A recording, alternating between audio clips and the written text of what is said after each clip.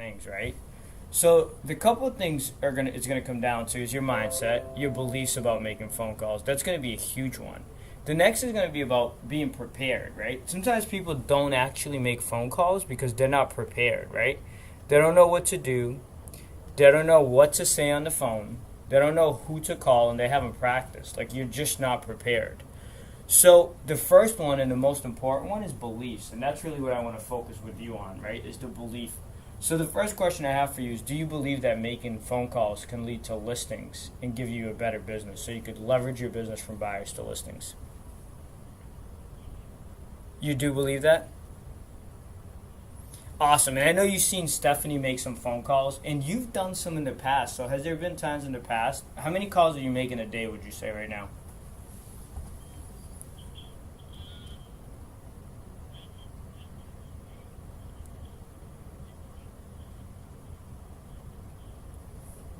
So how many conversations or contacts? 15 calls or 15 conversations?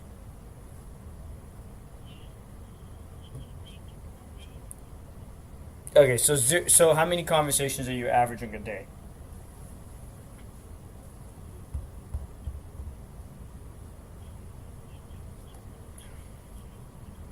Okay, so that's the first thing you want to do, right? What we track and manage, we can manage. So you want to figure out that number. So every day I would report your number of conversation to Stephanie, or put it into a spreadsheet, just even if it's for you, because that's going to be huge for you. So you want to know, because the second question is, have you gotten results from the phone calls you are making? Like, have you set a listing appointment? Have you got a listing?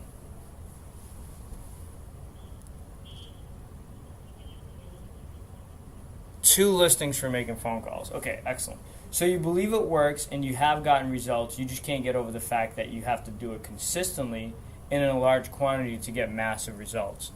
And that's the area where I would go back to your beliefs and maybe even raise some of your goals. Because if you made a few phone calls in the beginning of the year and got two listings, and you've already achieved your goal as far as income goes on the buy side, and it's only been 7 months, now it's time to raise the ceilings and have more reasons to do better.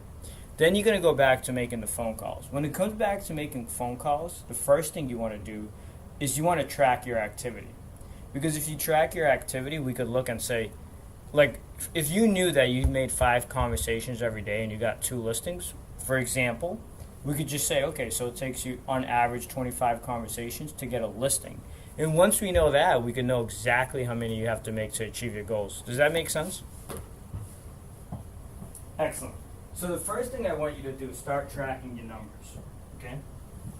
The second thing you're going to have to do is you're going to have to make those phone calls, okay? And here's the thing. When you're calling, you're really calling to add value to people's lives, right?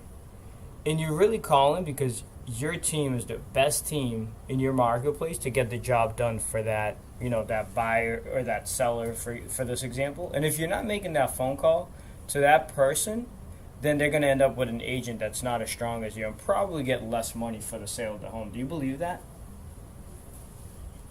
Right, so that's exactly why you have to make phone calls. And if you start, you could really change your life. Because like you said, with buyers, you're not gonna be able to really. There's only so much you could do. With listings, you could do almost twice as much, right? Because you take a listing, the team could handle the rest. You go on and take another listing.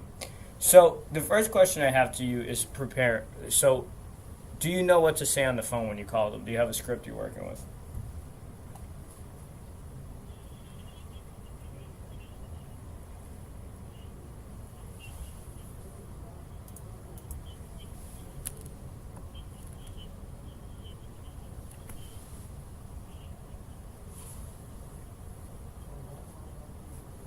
All right.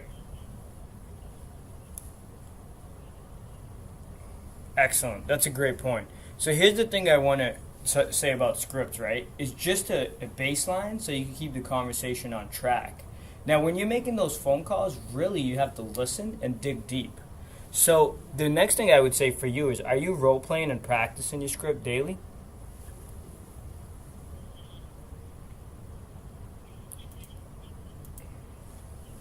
Yep.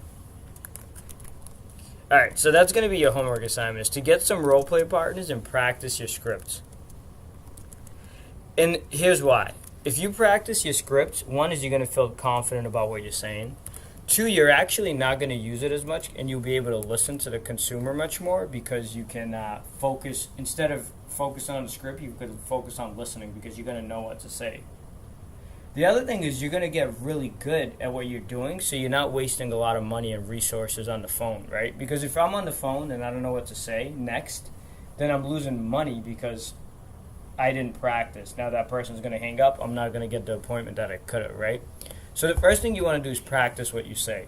When it comes to script, use it as a guideline, but always listen and dig deeper. So really all the script is asking great questions. So what kind of call would you like to make? An expired or a for sale by owner? Expired. And why do you like expired? I do too, by the way.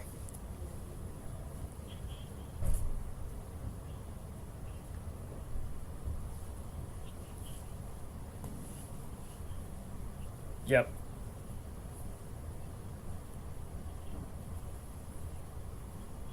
Okay, perfect. So let's do this. Let's practice expired script. So you're gonna be the agent. You're gonna do your job, and I'm gonna be the expired.